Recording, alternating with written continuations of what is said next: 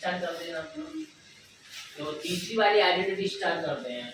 ये वाली अभी सॉल्व की थी, ये फर्स्ट हो गई, ये सेकंड हो गई और ये थर्ड वाली देखते हैं अभी।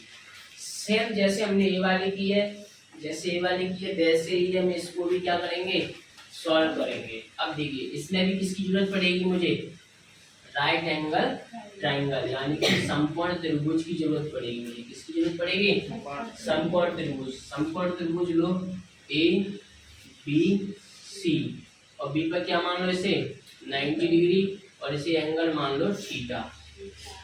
अगर एंगल के सामने वाली साइड क्या होती है, लंब होती है यानी कि परपेंडिकुलर, और ये क्या हो जाएगा आधार। ये तो सारी चीजें अब तुम्हें आई नहीं होंगी, वैसे ये कराने की जरूरत है ज्यादा अच्छी तरीके से, और अब तो समझ में आ रही होंगी अच्छी तरीके से बैठ अप तरीके से। अब देखो लो cot square theta plus 1 equal to cosec square theta. फिर से लगाओ in triangle, in right angle triangle, in right angle triangle A B C using by Pythagoras theorem, Pythagoras theorem यानी कि समकोण त्रिभुज,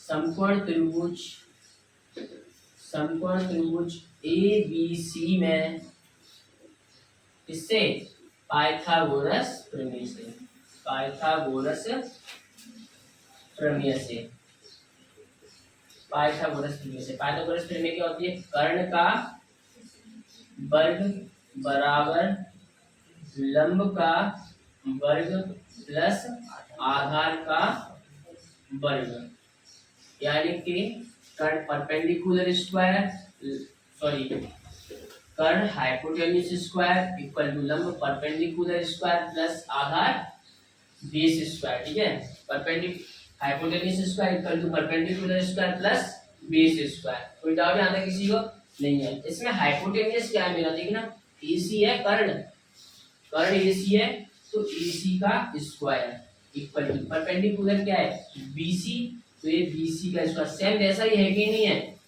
बेस एबी है तो एबी का स्क्वायर। अब देखना पिछली वाली थ्योरम में, पिछली वाली आइडेंटिटी में मुझे क्या मिला था, tan चाहिए था। tan चाहिए था, tan क्या होता है लंब बटे आधार या परपेंडिकुलर अपॉन बेस। तो मुझे बेस की जरूरत थी नीचे, तभी तो tan मिलता।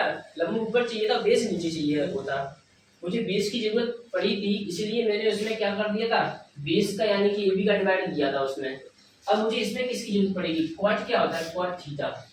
कॉट देखना आधार बट्टे लंब, यानी कि कॉट थीटा क्या होता है आधार बट्टे में लंब, यानी कि परपेंडिकुलर अपॉन वो बेस अपॉन परपेंडिकुलर। मुझे नीचे क्या चाहिए, परपेंडिकुलर चाहिए। बस मुझे तो एक लिंक मिल जाए कि नीचे आना क्या है, परपेंडिकुलर आना है, तो परपेंडिकुलर को दूसरा अपने आप ऑटोमेटिक आ जाएगा।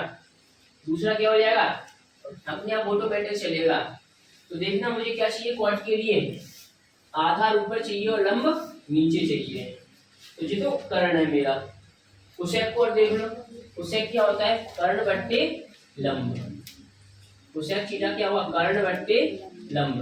नीचे इसमें भी क्या चाहिए मुझे, लंब चाहिए कि नहीं चाहिए। तो एसी तो मेरा कर्ण है ही, यानी हाइपोटेन्यूज है ही, और मुझे चाहिए क्या नीचे, लंब चाहिए बीसी। इसमें क्या चाहिए मुझे, लंब बीसी चाहिए। तो मैं क्या करूँ, लंब तो मेरा बीसी स्क्वायर है कि नहीं है। लंब की जब बीसी स्क्वायर आया है ना, तो बस इसी बीसी स्क्वायर का दोनों तरफ क्या कर दो, डिवाइड कर दो।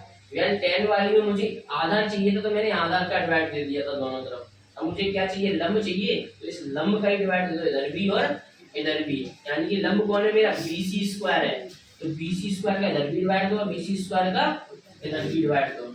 यानी कि दोनों पक्षों में, दोनों पक्षों में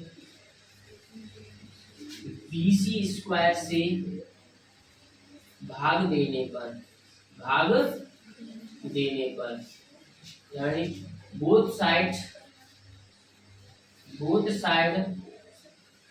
डिवाइडेड बाई बीसी स्क्वायर। चलो AC square upon B C square equal to B C square upon B C, sorry इस पूरे के नीचे लो पहले तो, B C square plus A B square upon B C square.